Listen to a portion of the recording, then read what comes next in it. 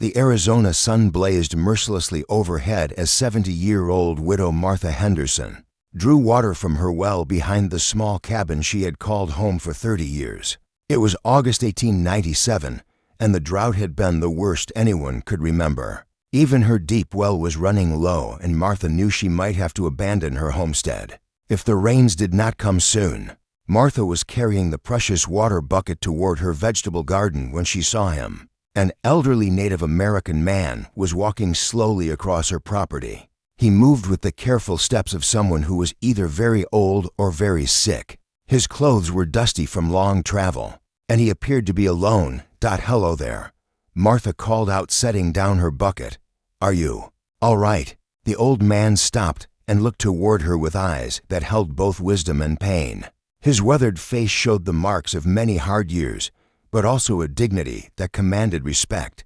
I seek water for my journey, he said in careful English. My horse died 2 days ago, and I have been walking since then. I am called Gray Wolf, and I am of the Apache people. Martha studied the old man's face and saw a genuine need there. Despite the tribal tensions that existed throughout Arizona Territory, she had always believed that basic human kindness transcended such divisions. Of course, Martha replied without hesitation. Come sit in the shade while I bring you water and something to eat. Gray Wolf looked surprised by her immediate offer of help. Most white settlers viewed Apache travelers with suspicion and fear, but this small elderly woman was treating him with the same courtesy she would show any weary traveler. You are kind, Gray Wolf said as he settled onto the wooden bench Martha kept on her porch, but I do not wish to take water that you need for yourself. The drought has been hard on all people. Martha was already heading toward her well. We all need water to live. I have enough to share with someone who has traveled far. As Martha drew fresh water from her well, she noticed how the old Apache watched her movements. With careful attention, he was clearly evaluating whether she might be a threat, but also seemed genuinely grateful for her kindness. Here you are, Martha said, offering Gray Wolf a full dipper of cool water along with some bread and dried fruit.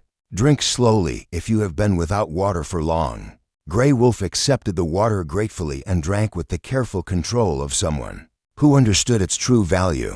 As he ate Martha's simple food, his expression softened with appreciation. You have shown great kindness to a stranger, Gray Wolf said after finishing the meal. Many of your people would not offer water to one of mine. Martha settled into a chair across from him. I judge people by their actions, not by their birth. You came here peacefully asking for help. That is all I need to know. Gray Wolf studied Martha's weathered face, seeing genuine sincerity there. This land where your cabin sits, do you know its history? Martha shook her head. I know my husband claimed it through the Homestead Act 30 years ago. We built this cabin and tried to make a life here. After he died, I stayed, because this is the only home I have ever known. Gray Wolf nodded slowly. This valley was once a gathering place for my people. The spring that feeds your well was considered sacred. Many Apache families camped here during the summer months before the soldiers came. Martha felt a chill despite the desert heat. I did not know. Have I been living on land that rightfully belongs to your people? Gray Wolf smiled sadly. The land belongs to no one. It was here before us and will be here after we are gone. But my people have memories of this place that go back many generations. Martha offered Gray Wolf more water, which he accepted gratefully. What brings you through this valley now? Are you returning to visit old camping grounds? Gray Wolf's expression grew serious. I carry a message to the Apache bands that are still free in the mountains. The army is planning a new campaign to force all of our people onto the reservation. Those who resist will be hunted down and killed. Martha felt her heart go out to this dignified old man who was risking his life to warn his people of danger. That sounds like a dangerous mission for someone traveling alone. Gray Wolf nodded.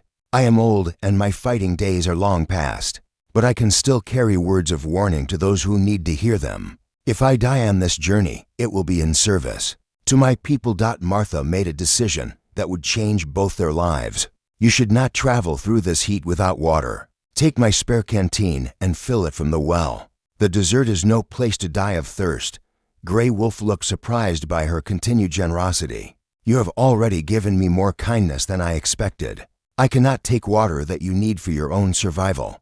Martha was already fetching her extra canteen from inside the cabin. "Mr. Gray Wolf, I am an old woman living alone. If something happens to me, at least my water will have served a good purpose by helping someone else." Gray Wolf accepted the filled canteen with obvious emotion. "Your kindness will not be forgotten. My people will know that Martha Henderson of this valley showed mercy to an Apache elder when she could have turned him away." Martha watched as Gray Wolf prepared to continue his journey. The old Apache moved with renewed strength thanks to the water and food she had provided. As he walked away across the desert, Martha felt she had done something important. Even if she was not sure what. "Stay safe on your travels," Martha called after him, "and may you find your people in time to deliver your warning." Gray Wolf turned back one final time. "You have given me life with your water. That gift will be remembered." As the old Apache disappeared into the heat shimmer of the desert, Martha returned to her daily tasks. She had no way of knowing that her simple act of kindness would soon bring consequences beyond anything she could imagine. Subscribe to our channel for more incredible Western stories that will keep you on the edge of your seat. That evening, as Martha settled down for sleep, she thought about Gray Wolf and wondered if he would reach the Apache bands safely. She had no regrets about sharing her precious water with someone in need. But as dawn broke over the Arizona desert, Martha would discover that her act of mercy had been witnessed by more eyes than she knew, and the Apache people had ways of repaying kindness that went far beyond anything she could have expected. Don't miss what happens next. Subscribe now to follow this epic Western adventure and discover how a simple gift of water can change everything. Martha woke before dawn, as was her habit after 30 years of frontier life. The Arizona morning was cool and peaceful, with only the distant call of a coyote breaking the desert silence. She dressed quickly and went outside to tend her chickens and check her vegetable garden. What Martha saw as she stepped onto her porch made her stop in complete amazement. Her small homestead was surrounded by dozens of Apache tipis, arranged in a neat circle around her cabin. Smoke was rising from cooking fires, and she could see men, women, and children moving quietly about their morning tasks. Martha rubbed her eyes, wondering if she was still dreaming. But the scene remained the same.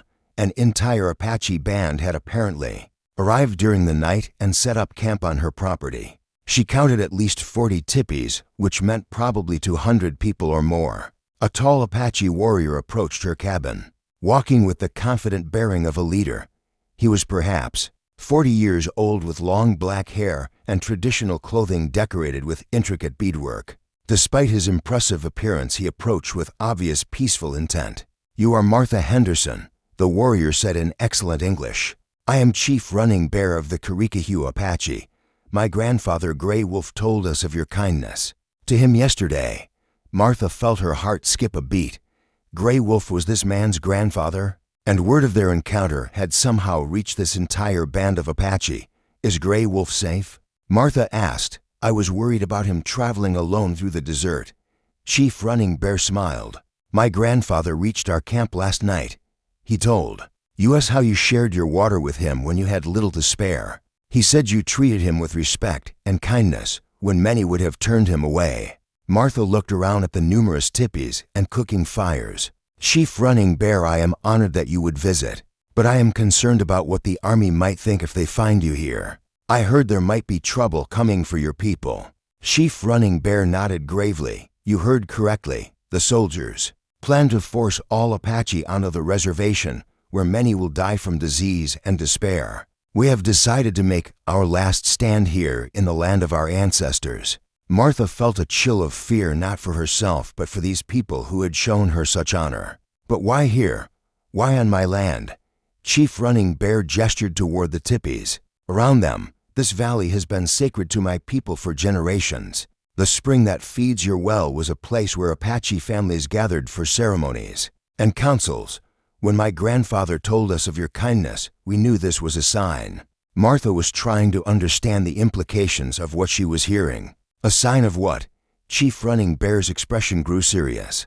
"My grandfather said you offered him water when you had little to share. You asked for nothing in return and showed no fear or hatred. This told us that you honor the old ways of treating strangers with kindness.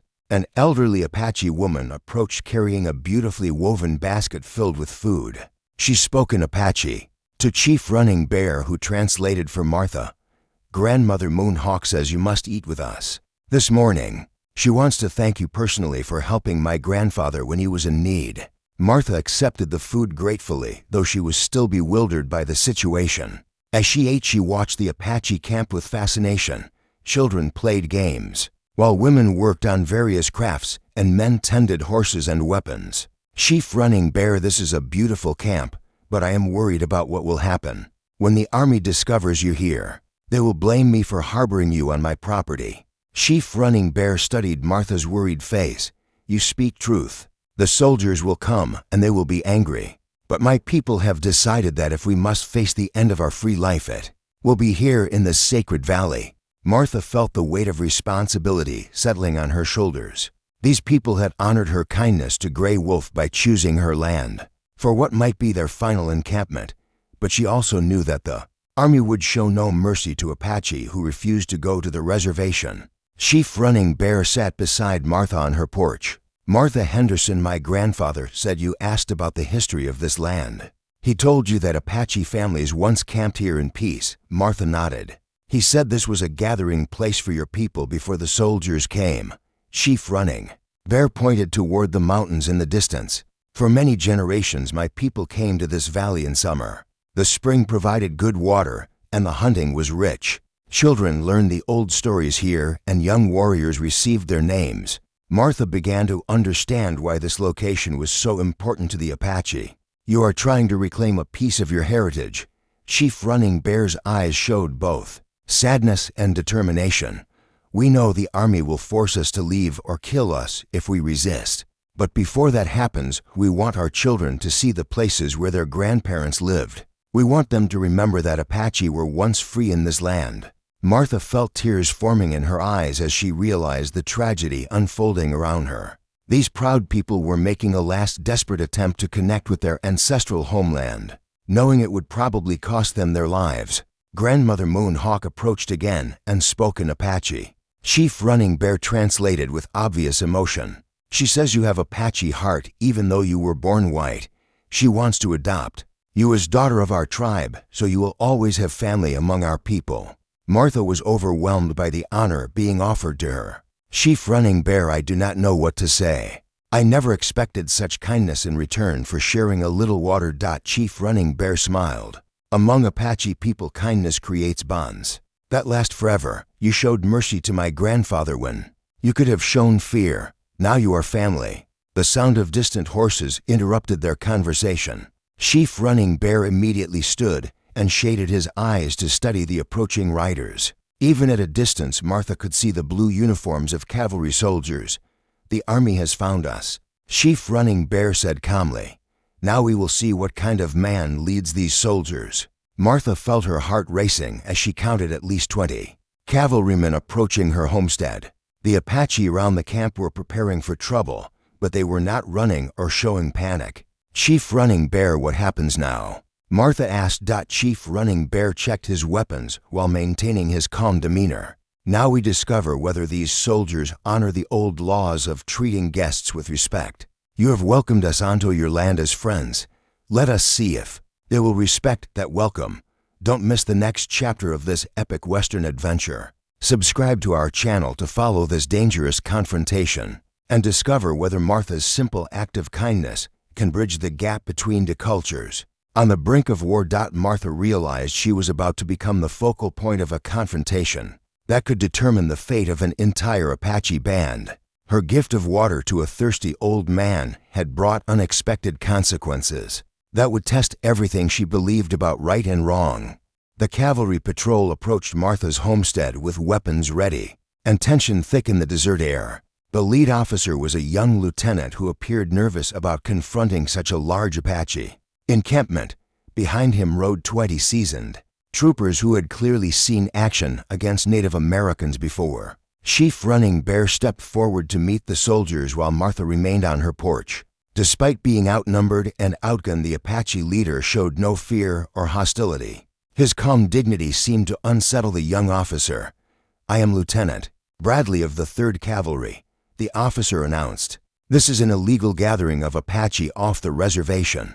You will disperse immediately and return to designated tribal lands." Chief Running Bear replied with equal formality. "I am Chief Running Bear of the Kirikahua Apache. We are guests on the land of Martha Henderson, who has welcomed us here. We have committed no crimes and threatened no one." Lieutenant Bradley turned his attention to Martha. "Ma'am, you are harboring hostile Indians on your property. This is a violation of territorial law and you could face serious charges." Martha stood up on her porch, feeling the weight of everyone's eyes upon her. The decision she made in the next few moments could mean life or death for the Apache people who had honored her with their trust. "Lieutenant, these people are not hostile," Martha said, her voice steady despite her fear. "They came here peacefully and have behaved as perfect guests. They have as much right to be here as anyone else."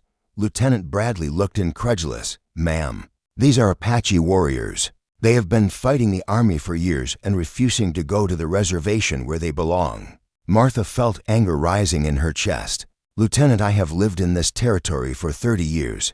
I know the difference between raiders and peaceful people. These Apache came here to honor a sacred place, and they have shown me nothing but kindness." Chief Running Bear stepped closer to the lieutenant, maintaining his diplomatic posture.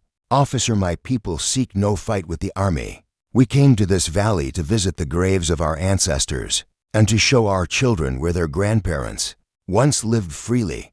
Lieutenant Bradley shifted uncomfortably in his saddle. His orders were clear, but the situation was more complex than he had expected.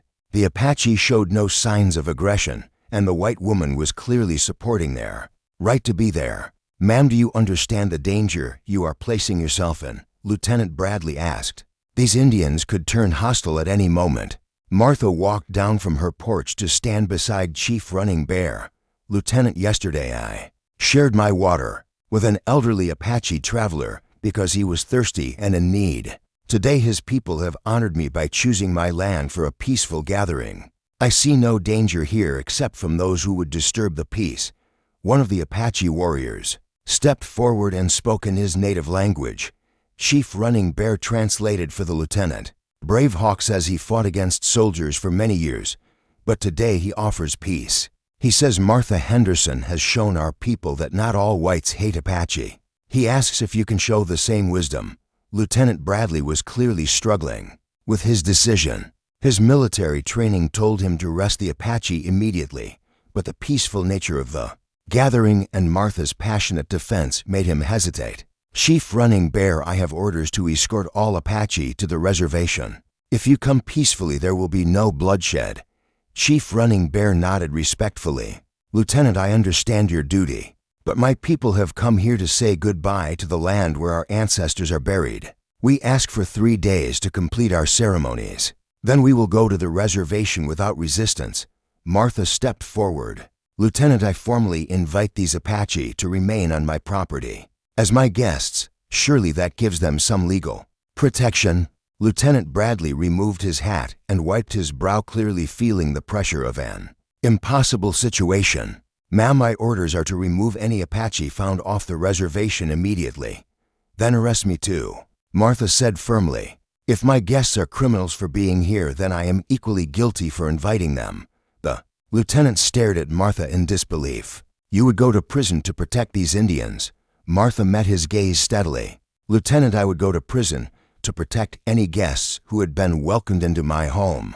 That is what decent people do." Chief Running Bear placed a gentle hand on Martha's shoulder. "Friend, you have done enough. We will not let you suffer for our presence here." But Martha was not finished. She walked closer to Lieutenant Bradley's horse and looked up at him with the moral authority of someone who had lived by her principles. "For 70 years, Lieutenant, I want you to look around this camp. Do you see weapons pointed at you?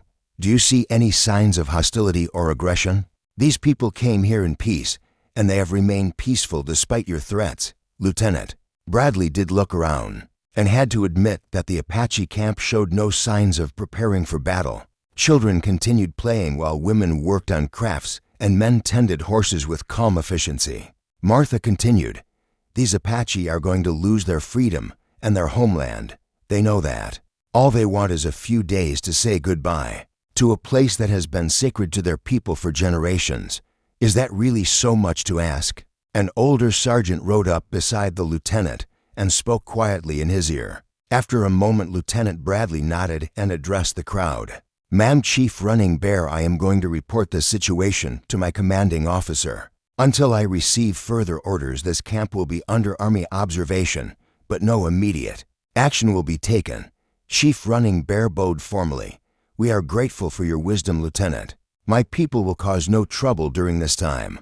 Martha felt a wave of relief wash over her. "Thank you, Lieutenant. You have shown true leadership today." As the cavalry patrol withdrew to establish a watching position, Chief Running Bear turned to Martha with obvious emotion. "You risked your freedom for people you barely know. Among my people, such courage is honored above all else." Martha smiled at the proud Apache chief. "Chief Running Bear, yesterday I shared water with your grandfather because it was the right thing to do. Today I defended your people for the same reason. Sometimes doing what is right is more important than doing what is safe." The 3 days that followed were unlike anything Martha had ever experienced. She was invited to participate in Apache ceremonies and learned about their rich cultural traditions. Children taught her Apache words while women showed her traditional crafts. Most importantly, she witnessed the dignity and strength of a people who knew they were facing the end of their traditional way of life, but refused to surrender their pride or their values. When the time came for the Apache to leave for the reservation, Martha found herself crying alongside the women who had become her friends. Chief Running Bear presented her with a beautiful necklace made from traditional Apache stones and beads. "This will mark you as family among all Apache people. Wherever you go, our warriors will protect you, and our women will welcome you as sister." Subscribe now to our channel for more epic Western stories that celebrate the triumph of compassion over conflict.